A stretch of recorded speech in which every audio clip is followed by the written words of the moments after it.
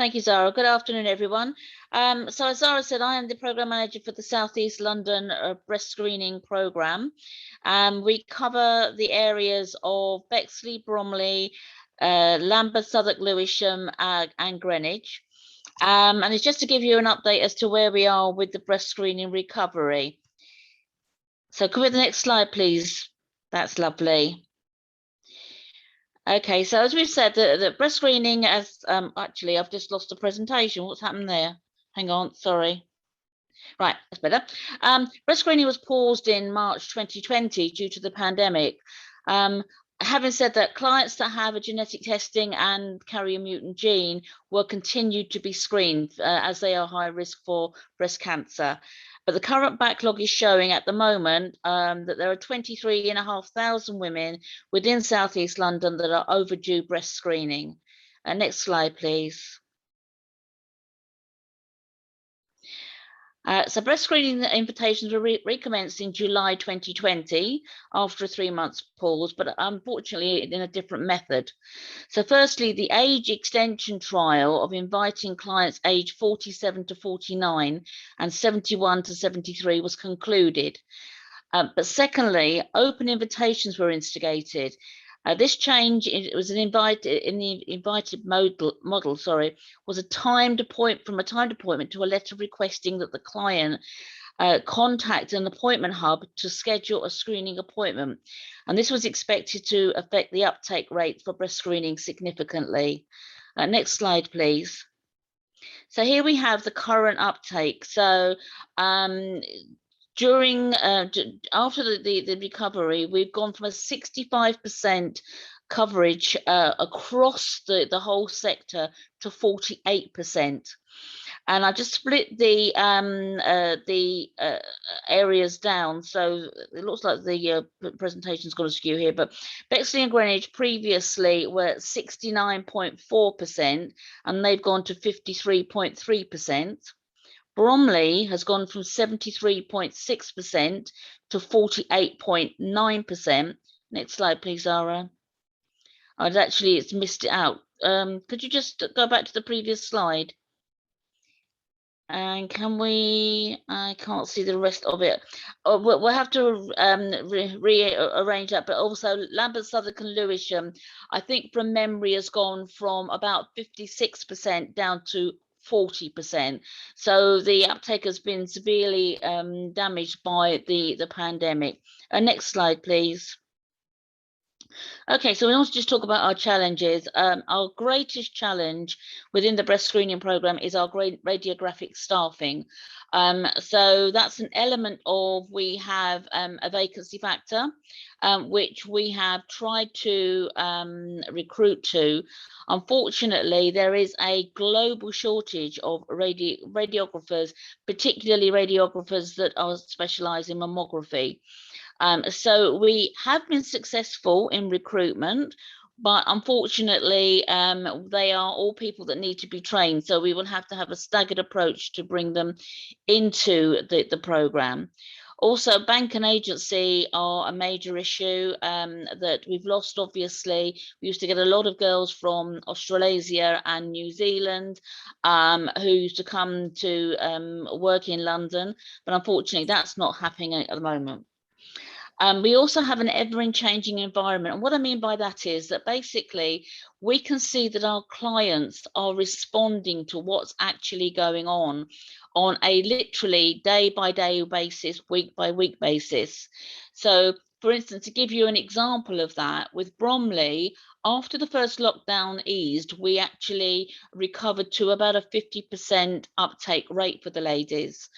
After the second lockdown, that uptake rate has been about about 35–40%, and it hasn't changed.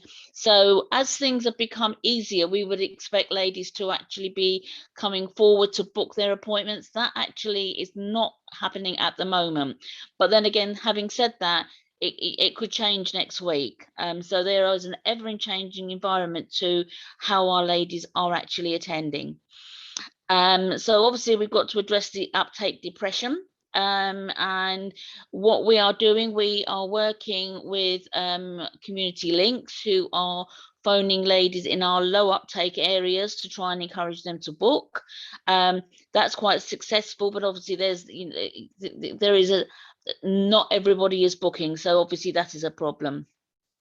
And that's also helping us with our ever-increasing inequalities. So one can assume that clients that do not have internet connections, for example, will not be making web bookings, but also in areas that have been grossly affected by the pandemic, they obviously are suffering inequalities as well, and that's something we need to address. And the other challenge is public engagement. And I think that that's something which is very, very difficult. There are lots and lots of messages out there. And if you go to the next slide, please, Zara.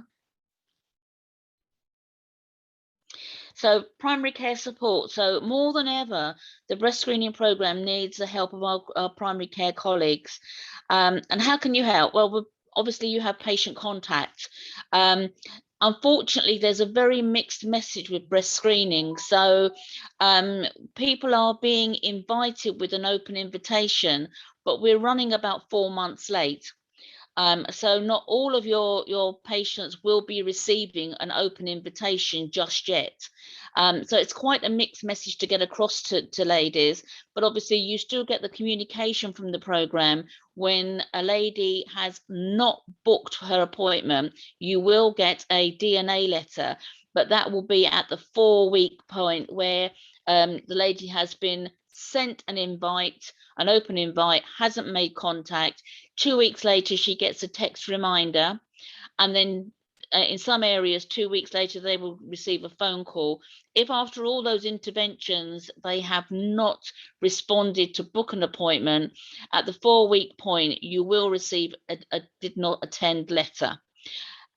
If that is the case, it does not preclude the lady from, say, a month later, booking an appointment. We would not say to her, no, we've closed your episode. We would book her an appointment. But obviously it is a very mixed message out there. Also, you can help with reassuring your patients about the breast screening environment. 80% of our screening is actually done on a mobile or a base that is not part of a hospital environment. It's extremely safe. Our radiographers are all donning PPE, the equipment and all the touch areas are being cleaned between each and every screening lady. So it's a very, very safe environment. Another thing I think that you could actually help with is the awareness of your patient's extra needs and support.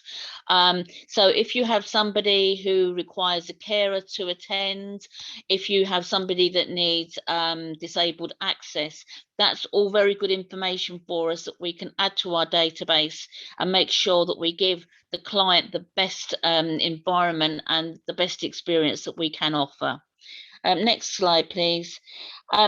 Just to explain the picture. So the picture actually is trying to say to you that there is light at the end of the tunnel. It is a very big mountain we have to climb, but the staff are very engaged to give the best quality of care that they can to your patients and our clients, and certainly we welcome communication between primary care and the program to ensure that we do offer that.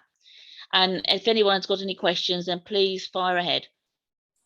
Could I just ask a question? Of course you can. I would.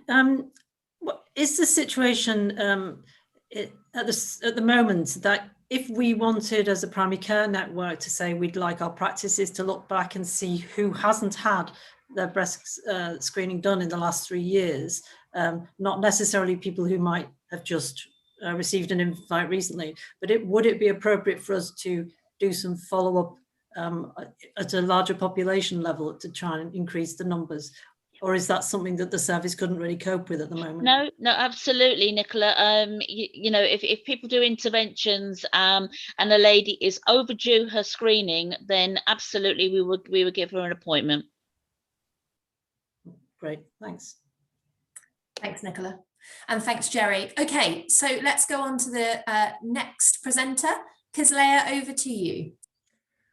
Thank you, Zara. And thank you for organizing this webinar and inviting me. Thank you to you and Winnie. So I'm Kislaya Thakur. I'm a consultant breast surgeon and head of breast cancer services at Lewisham and Greenwich Trust. And today I'm representing the Southeast London Breast Tumour Group for the purposes of this webinar. There has been an increasing number of referrals in the 2-week pathway in Southeast London, the whole of London, as well as the rest of the country. That's a trend that we have seen everywhere. It dipped during the pandemic, but the rebound effect is more than what we would have expected. That seems to be overwhelming breast clinics and especially breast radiology. Breast radiology is one of the areas where throughout the nation there is a shortage of consultants, radiographers, and technicians. So it is a difficult area, and we don't want that to be overwhelmed, otherwise the whole service will be tipped over. So I've just divided my talk into 3 parts. So that's the purpose part. And then I'll briefly discuss the referral performer, which you all use, and are there any solutions for this? Next slide, please. So this just illustrates how during the pandemic things dipped down, but since then the rebound has overtaken what used to be the normal, especially for the King's catchment area and for the Lewisham and Greenwich Trust catchment area, not so much for the GSTT, the Guy's St. Thomas's area. So it does hide variation within the network parts. Next slide, please, Zara. Despite the increased numbers, we have managed to see a reasonable proportion of patients within those 2 weeks, varying between 90 to 95%, sometimes dipping to 88 and 89%. But that's given the high numbers. So it just displays the stress that all the breast services are under at the moment. Next slide, please. This is the proforma that you all use. This is the latest one available, which I got from the network from, I think from you, Zara or Winnie. And the first page is straightforward, just demographics and GP details and any other important requirements from the patient side. Next, please. So this is the important side where you decide whether this is a suspected breast cancer or has breast symptoms, but you're not suspecting cancer. Of course, from our point of view, we do not differentiate between these two. So any referrals on this proforma, the aim is to see them within 2 weeks. So that's the reason for part of the pressure that we get put under. Now, the first column is straightforward. Anyone 30 years and over with a discrete lump or palpable finding in the breast or in the armpit area, and significant skin changes that suggest cancer.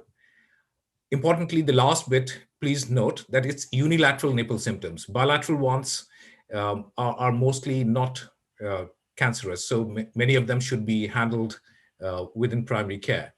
And when it comes to discharge, it's the blood-stained discharge or the clear discharge that we are interested in, not the milky discharge or the pus-type discharges or multicolored discharges. So please take note of that. Regarding the under 30s, where you're not suspecting cancer, but if there's a discrete lump, you must send them for assessment or any asymmetric palpable findings. Infections that are not immediately controlled in primary care should be referred to us. Eczemas should be referred only if they are in the areola or abutting on the nipple, and after you've tried a suitable steroid cream for at least a couple of weeks. So please make note of that. That will help us in our next slide, please. So this is an important slide. You can see that breast pain is no longer a referral criterion, and there's good reason for that, and we will discuss that why it's not. Of course, if despite treatment in primary care for 2 to 3 months, breast pain alone is not getting under control, then you can refer them. But this is a good link that's there on the referral proforma itself, which you all should go through, and it'll give you very good ideas about how to manage breast pain. We'll also look at one of the solutions that is being proposed later on. Regarding gynecomastia, do refer to the link again. And most gynecomastia below the age of 40 need not be referred to secondary care at all. You do the standard blood tests that I mentioned there if necessary and rule out any of the simple causes, but they need not be referred to the 2-week wait clinic. Above 40, especially if there are unilateral swellings or lumps, then do refer them to the 2-week wait clinic. Next patient, next slide. This is just about how you can give us as many details as possible about your clinical findings. So this is assuming that you are examining the patients, and that's an important thing to remember, that no 2-week wait referral should be made without actually examining the patient. There will be very few occasions when you can't examine the patient, but most patients should be examined either by, or preferably by our GP colleagues, but increasingly by our nurse practitioners, which is perfectly fine as long as somebody has examined. And if the nurse practitioner is not sure, they can always consult one of their GP colleagues. Next slide, please. This is just about some background history that you can indicate to us.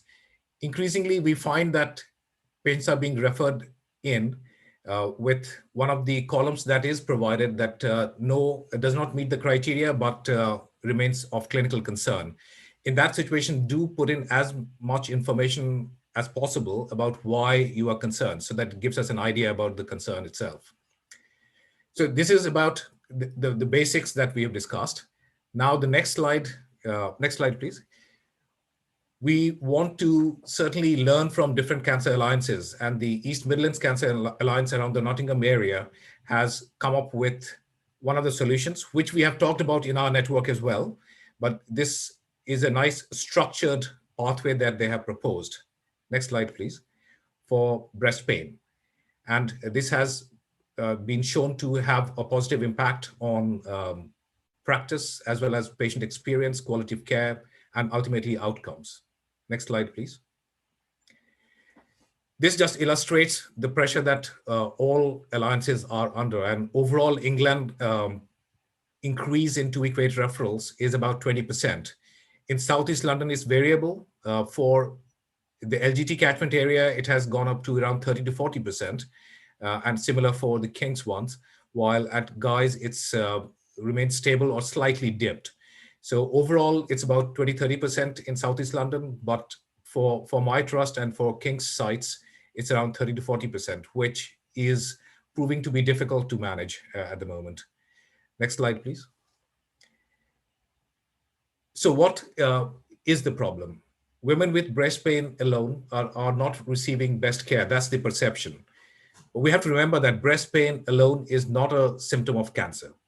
And in the subsidiary slides at the end of the presentation, there are lots of studies, and all of them agree that breast pain on their own does not equate with cancer. I know that is something that patients become anxious about, but actually referring them to secondary care for this bolsters that anxiety and reinforces it and medicalizes it. So anytime one gets referred to the 2-week wait clinic, it does increase the number of referrals, etc., that happen. Now, the pathway that they have proposed will sort of allay some of the apprehensions that primary care colleagues have, and we'll come to that in a moment. The main reason for patients with breast pain presenting to any healthcare setup is that there are other reasons.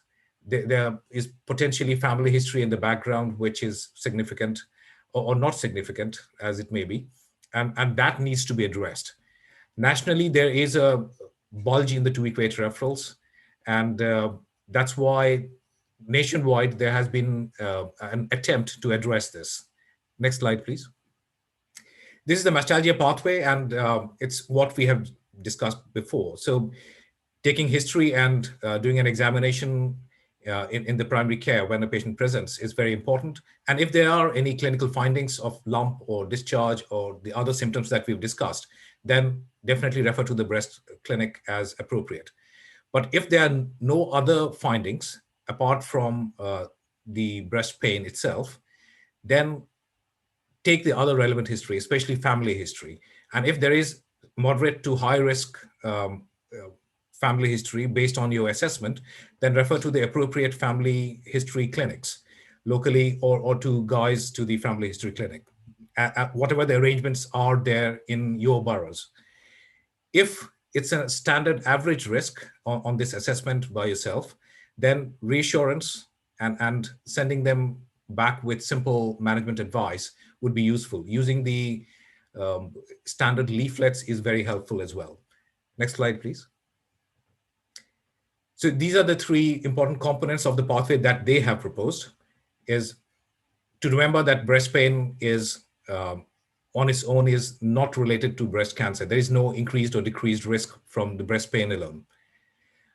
Yes, we shall share all the slides. So no objection from my side. I'm sure Zara would not mind. And the patients must be examined to make sure that it is indeed, apart from the breast pain, there is no other symptom. And then triage according to the nice guidance about the family history. Next slide, please.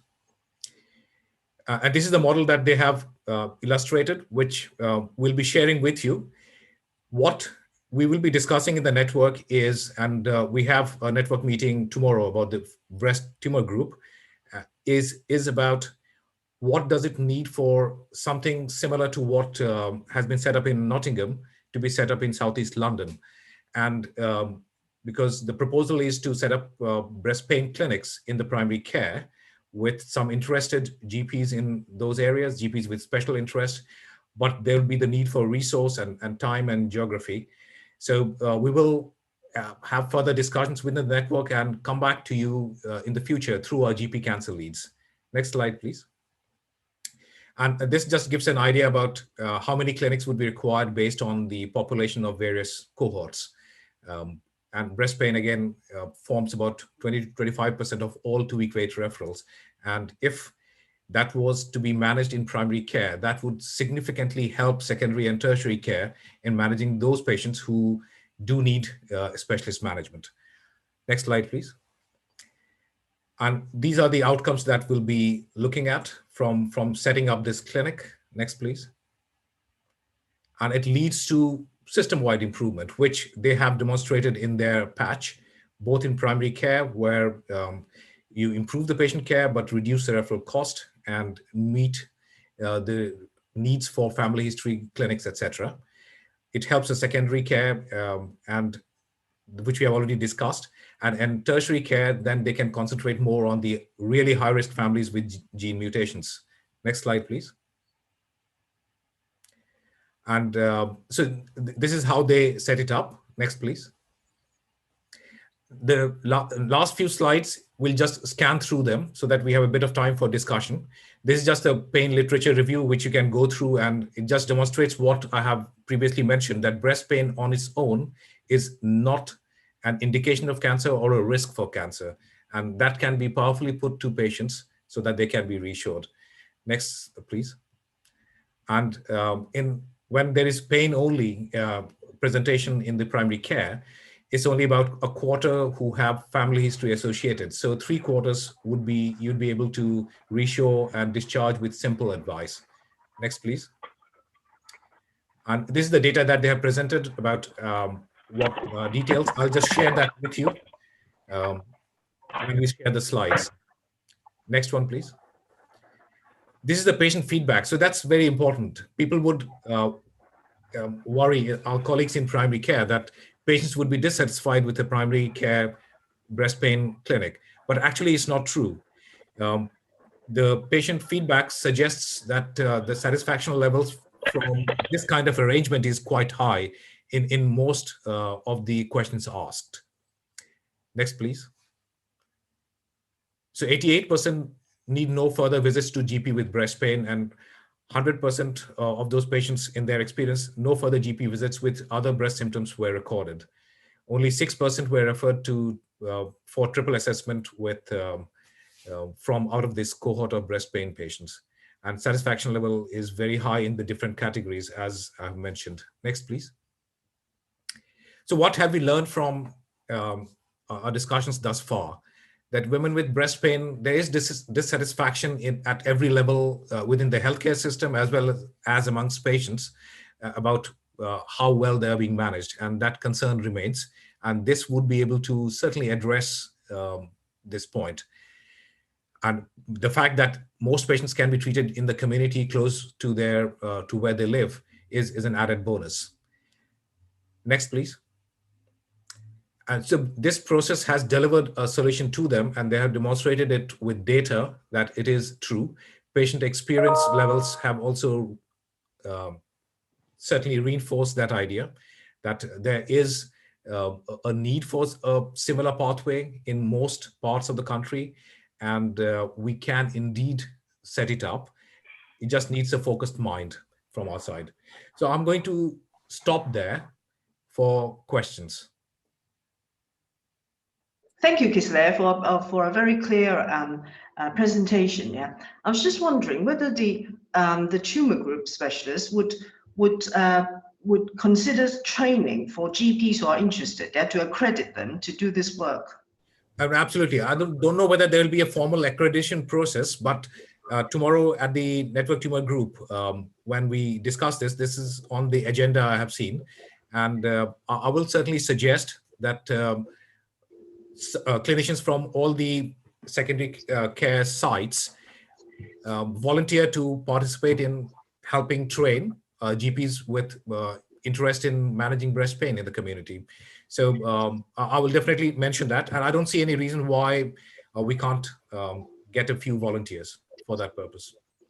That might involve some of our GP colleagues coming to the secondary care clinics to sit in with us, to maybe hone their examination skills maybe. And so we can look at what the needs would be, and we'll discuss with the Nottingham team as well as to how they went about this process. Thank you. So Kislaya, we've got a question on the chat which says, what suggestion for breast pain do you advise? I have suggested to women to use evening primrose oil. Is this still good advice? So it depends upon what the origin of the breast pain is. So one thing, reassurance itself manages most of the breast pain on its own. You don't need any medication at all. So listening to the patient, taking the detailed history and examining them and finding nothing worrying is the first step. If there is nothing worrying, you reassure them. And then one of the ways to decide about any medical management is to discuss as to whether the pain is originating in the breast, or is it in the chest wall? Is it costochondritis? So the type of breast pain would suggest that, and you manage it accordingly. Evening primrose oil, if it is hormone-dependent cyclical kind of mastalgia, definitely evening primrose oil has been used in a randomized controlled trial. So you have that backing, 1,000 milligram per day to start with after the evening meal for 2 to 3 months, because it has to be taken for a bit of time. It doesn't act immediately, and you tell the patient that it's not going to have immediate response. So once you have communicated that to the patient, that they will take that on board, and giving them a breast pain leaflet, which has the breast pain chart at the end, and asking them to chart out that breast pain will give you a good indication whether this is hormone-dependent cyclical breast pain. If it is different, if you find tenderness in the costochondral junctions, etc., I find that they respond quite well to topical Voltarol gel or ibuprofen gel, etc. So instead of taking tablets, they can just apply that 3 to 4 times a day, and that works very well, not lifting heavy weights, etc. The breast pain leaflet has got very good suggestions as well, and patients can self-manage that quite well. I would not go on to using tamoxifen or other more severe medications because they have too many side effects, and breast pain is not really a good indication for using those kind of medications. Thank you, Kislaya. And I think just also highlighting what you said during your presentation around the additional links in the referral form. There is a link to the Breast Cancer Now where it's got a lot of information around breast pain and what you can signpost the patient to. So that's also very useful. So Kislaya, we've got another question. Sure. So patient who was seen by the breast clinic and found calcification or changes and needed to be on annual mammogram for 5 years. Then when they requested HRT, they are asked to... Yeah, so patients who are thought to be at increased risk, just calcification or changes would not we put directly on annual mammograms. If they are thought to be benign, then they would not have biopsy and we would be discharging them from the clinic. If we think that it is indeterminate or suspicious, then we would do a stereo-guided biopsy. And if the biopsy shows cancer, then they get treated in the cancer pathway. If they show findings that put them at increased risk, like atypical hyperplasias, etc., and they are on annual mammograms on a benign virtual follow-up, HRT would not be recommendable. We should definitely avoid HRT in those patients. The reason we are following them up is because their risk is already increased. By adding HRT on top of that, we would be increasing that risk further. So non-HRT kind of management would be what they should discuss. Thanks, Kislaya. And then the second one is patient who had breast cancer, then discharged after given all clear, comes back with pain, then insists on being referred again, even with no lump. Yes, I mean, that is a slightly tricky one. Of course, in my practice at Queen Elizabeth, we do continue to have a virtual follow-up clinic with mammographic follow-up within the trust itself, unlike at Guy's or at King's, etc., where patients are discharged to the screening program. So our patients do have access still to our breast care nurses. Now, if the pain is in the treated breast and on examination there are findings that you're not sure of, then it will probably need for the patient to be examined in the specialist clinic. So those patients probably need to be referred back if you're not sure of your examination findings. It can be quite difficult if they've had surgery, radiotherapy, and all the other treatments. Then the findings can be difficult to interpret in the primary care. Okay, so we've got time for one more question, then we need to move on to Nicola. So there's a question from Susanna around women who require HRT but have a family history of breast cancer from one direct family member. Is this still good to use HRT with this risk and advise them to check their breasts? Yes, I mean, HRT remains a controversial area, and breast cancer surgeons and gynecologists never quite seem to agree on what is the best advice for patients. So it is a slightly more tricky area. One thing is certain, that no patient should be put on HRT without a full discussion by whoever decides it, either the gynecologist or our primary care colleagues. It should be discussed and mentioned, because most patients who are prescribed HRT, their symptoms can be managed in other ways.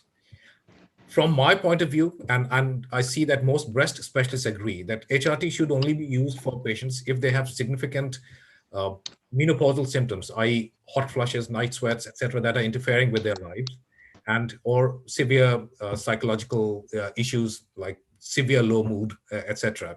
And in that situation, if they are put on HRT, it should be at the lowest possible dose and for the shortest possible time, to quote myself in my advice whenever I give it to the patients.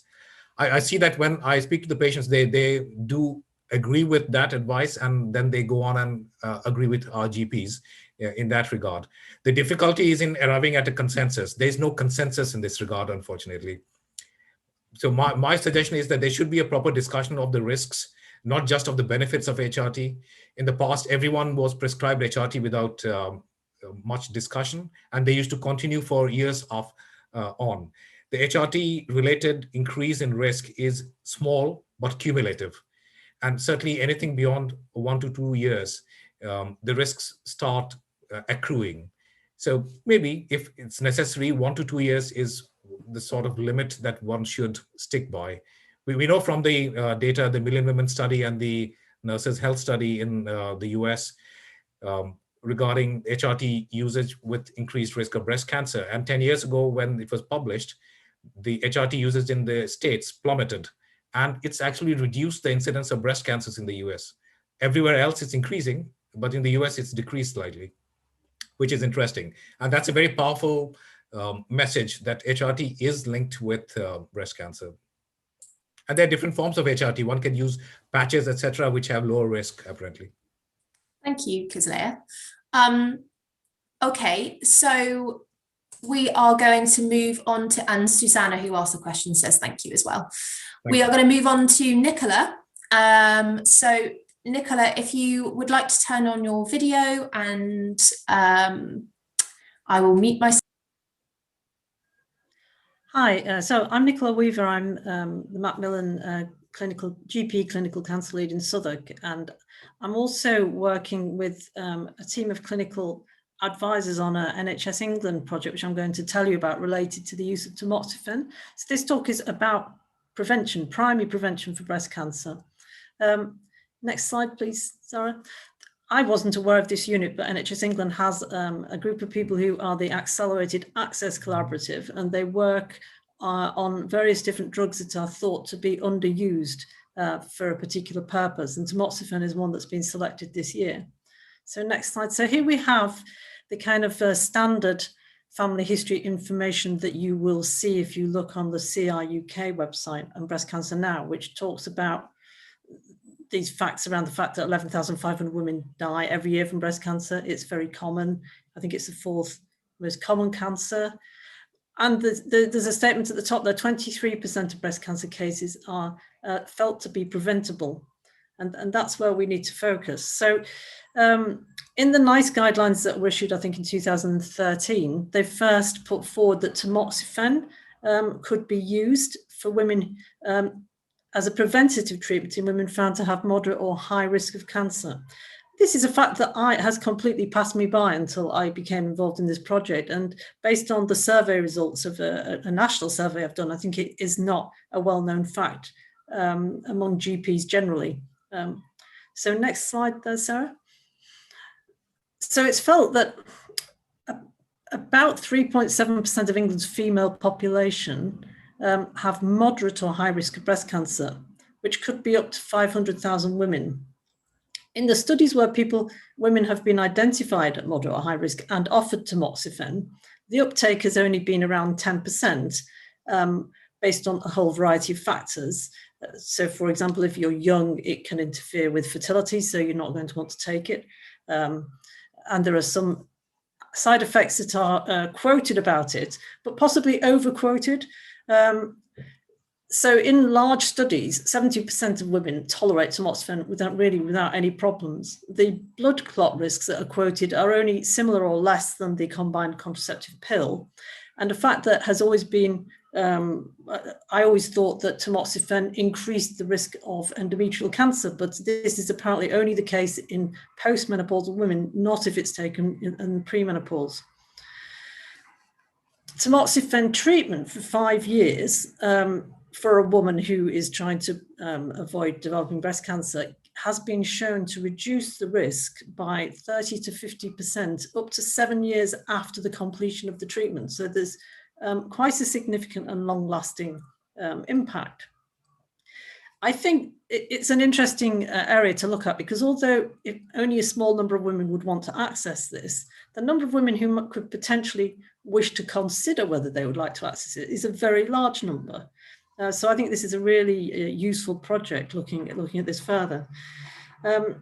So the objectives are at the bottom of the slide. That's just about how we're conducting the project. So we'll just move on to the next slide, which summarizes what we want to do is to try and improve access to consistent information in primary and secondary care settings to understand the clinical risk factors for breast cancer. We want to make it possible for GPs to easily access good information and education materials around the more complicated business of assessing family history than was apparent in that first slide, and I'll just go into that a little bit later. We want a pathway to be clear for GPs, and I very much don't want to increase workload for GPs. So my primary thoughts throughout the whole process is that we have to make something easy to access, quick to access, and not time consuming if we're going to play a part in identifying people who might want to consider the option of taking tamoxifen. So to that end, we'll move on, and I'll say a little bit more about that in a minute. So in the NICE guidelines, it identifies a list of factors, mostly focusing on first degree relatives. And people who do have a strong family history, which is simply made up of a sister or a mother who had breast cancer at a young age, are probably accessing assessment in quite a reasonable way, although the surveys that we've done show that it's quite patchy across the country. The provision of services varies hugely. I'll just look down to the next slide here. So if you have got a first degree relative who has had breast cancer, it increases your risk significantly. And if you have, it's doubled with one, and it's 5 times higher if you have 2 first degree relatives. And then there's the cases around the specific gene inheritance, which make up a very small proportion of total breast cancer, but are very significant for the people who have them. That's not so much the group that I'm focusing on today. So if you just go to the next slide, Sarah. So really interesting fact to me at the beginning of joining this project, but the vast majority of women who develop breast cancer don't have a first degree relative family history of breast cancer. And there are quite a few other factors that feed into this. So on a slide further down, which I won't flick to right now, that what happens in a family history clinic is that people are given a much more complex questionnaire, which takes in a large number of other factors. So, for example, women may not realize the fact that they've got 3 aunts on their father's side is a relevant factor. The large studies that have been done over the last 10, 15 years have demonstrated that a combination kind of cancer history in the family can add up, can multiply your risk to bring you into a moderate or high risk category, even without a first degree relative. And that there are other factors that are very important and have a big impact on that. So if you have an early menarche, if you're tall, if you have a late first pregnancy, your risk becomes higher with the same family history background. The family history background is probably about a combination of genes that are having an impact. So the challenge for us, should you just go down to the next slide there, sorry, see if I've missed anything there. Yes, the other factor that is very much being discussed is the fact that demonstrating increased breast density correlates quite highly with an increased risk of breast cancer. But at the moment, there is no process nationally to consistently measure this. And it's something that's sort of on the agenda that for discussion, but not currently at a place where we could say it's going to happen, but it's worth being aware of that fact. So yes, so the other major area that we need to consider is lifestyle factors, excess weight gain, sedentary lifestyle, high alcohol intake, smoking. These are all modifiable risk factors. But I think another really interesting point here is that these lifestyle risk factors make a much larger difference to women who have a high non-modifiable risk. So women who have the family history and the late first pregnancy type things that they can't change. For those people to undertake the kind of lifestyle changes that we would always recommend could have a really significant difference to them in comparison to women who start off with a low risk. Next slide, Sarah. So the way we're approaching the process is bearing in mind that we don't want to try and put a very complex assessment into primary care because it's just not fair and won't get done properly because it's complex. So the team that I'm working with, who are based in Manchester, feel they're developing a kind of pro forma little table that will allow us, I think, in general practice to kind of eyeball who's likely to fall into the group that has a high risk. A very quick and easy tool to use. And that will, if you identify the people who may have a high risk, they can then go on to take part in one of these much more complex questionnaires that really narrow it down. So the ones that are commonly used, there's a Tyrer-Cuzick tool. It takes in, as you can see from the slide, all these different factors. There's another tool called CanRisk, which is used quite commonly. And this is really the realm of the family history clinic, that we find people who are likely to benefit from a more in-depth assessment, that we would make it possible for people to have this more in-depth assessment carried out. And at that point, then women will be able to take their own informed choice about whether they would like to try taking tamoxifen. As I mentioned before, the side effects are often exaggerated. It's a tablet that if you try it and you don't feel good on it, you can stop it. And obviously there's a small risk of blood clot risk, but most women accept that risk when they take the contraceptive pill. So it's not an unfamiliar sort of decision-making process for a woman to take. So just going to the last slide there, Sarah. So this is just summarising what we're trying to do. And so what we're doing is working with women who have been in this situation to look at the materials that are available and how good they are, and they're not great. So the project is planning to try and develop some nationally available information sources for women, leaflets and website information that answers the questions that they actually have, and has access to women talking about the experience of taking tamoxifen and what the side effects are like. Then we're also working with the healthcare professional education providers to try and put easy to access information in a place GPs can get to it, and to do a module or whatever if they're interested. And we're working on pathways that will make it easier for the process to happen. So there's a few glitches in the system at the moment that even if you decide you want to take tamoxifen, it can be very hard to access it, because most family history clinics don't have a prescriber. Most geneticists don't prescribe medication. And NICE says tamoxifen should be initiated in secondary care. So GPs are to a degree breaking rules if they decide to start tamoxifen off their own bat. And many are not familiar with prescribing tamoxifen. So, it's not fair to ask people to take responsibility and do something that they're not comfortable or, experienced at. So the whole plan is that we find ways of making prescribing easier, so that women who decide they want to give it a go don't run into problems accessing the actual prescription. To look at ways of supporting prescribers around side effect management, so GPs aren't just left on their own to handle something. And long-term, hopefully also to improve access to breast density measurement. Can you just go down? So this is just a nice little message that came to the team from a lady who is part of I think she's the head of the Breast Surgeons Association. And I like her statement that says, the question is no longer, can breast cancer risk be modified? It can, but rather what is the most effective way of doing this? Who should do this, and in whom? How many women?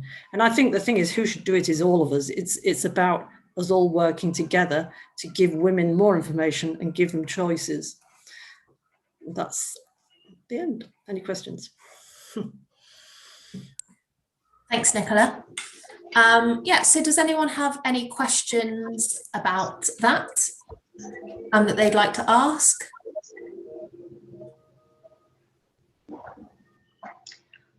Yeah, I'd like to ask a question, please, Nicola. Thank you for that, really informative talk. Yeah, I mean, if you hadn't presented, I would never even have heard of it.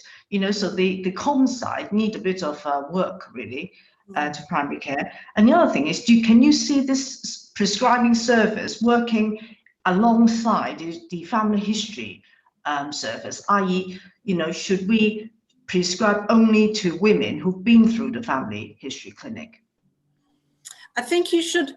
I think that's a tricky one to answer, because I think if you felt completely confident to use the information that's there, like the CAN risk tool, which is available to all clinicians, to go through it and calculate a risk with a woman, and you were happy to explain the risks of tamoxifen, which you may well be, experienced GP may have spent a lot of time prescribing tamoxifen to women who've got breast cancer. I don't think there is still at the moment that little problem of NICE saying it should be secondary care initiated, but that is something that's being looked at by the team. We're looking at if there's ways of prescribing pathways that can be agreed that would allow initial prescriptions to be prescribed in primary care. I think the key thing is more about being sure that the boxes are all ticked, that the woman's had a proper assessment, that you really understand that and can explain the risks well, and that, you know, they can make the decision based on that, and they're happy with that. I think you've got something to say, Kislaya. I just wanted to ask a question after this, so raise my hand. Yeah. Does that answer the question, Winnie, or as it just? Yeah. Thank you. Thanks, I do Nicola. think, you know, the mention of having GPs doing breast pain clinics, I think this is another area where we could have a GP specialist working alongside the breast unit. I'm going to suggest that, Nicola. Great minds, that's it. Yeah, so what I wanted to, there was something about commenting. In addition to the family history clinics, certainly at QB and I think at King's as well, we also run a benign virtual follow-up arrangement where patients who had biopsies, which showed atypical hyperplasias, which increase the risk 4 times. For example, ADH is associated with 4 times increased risk. So those cohort of patients could also be offered. Now, I must say that sadly, secondary and tertiary care are not offering tamoxifen as a chemo prevention tool, even in the secondary and tertiary care. So we need a change in mindset, both in on our side of the divide as well as in primary care. But we'll need to discuss this together rather than separately. Completely, and that's what is going to happen. It's not going. We're not just going to land it. It's going to be rolled out, hopefully, as a trial sort of thing across the country, and to assess the impacts of making the changes. I have to say, I also think your comment is very interesting about the breast pain actually being a sign people are worried about the family history. I think that rings a lot of bells, and I think that's something we haven't actually thought about so much, and we'll, you know, take that in. Okay, guys, so we don't have any more questions, but obviously if anyone who is attending this webinar has a question that you think of after we finish, then you have got my email address, and I'm then happy to forward it on to any of our speakers. So I'd just like to say thank you to our speakers. Thank you, Gerry, Kislaya and Nicola. I think this has been a great session and lots of food for thought. Oh, I've got one question here. Oh, thanks, Winnie. And just thank you so much. We'll be sending around the presentation slides to the attendees following the presentation, and I'll also send the link of this webinar, which will be uploaded to our South East London Cancer Alliance YouTube channel.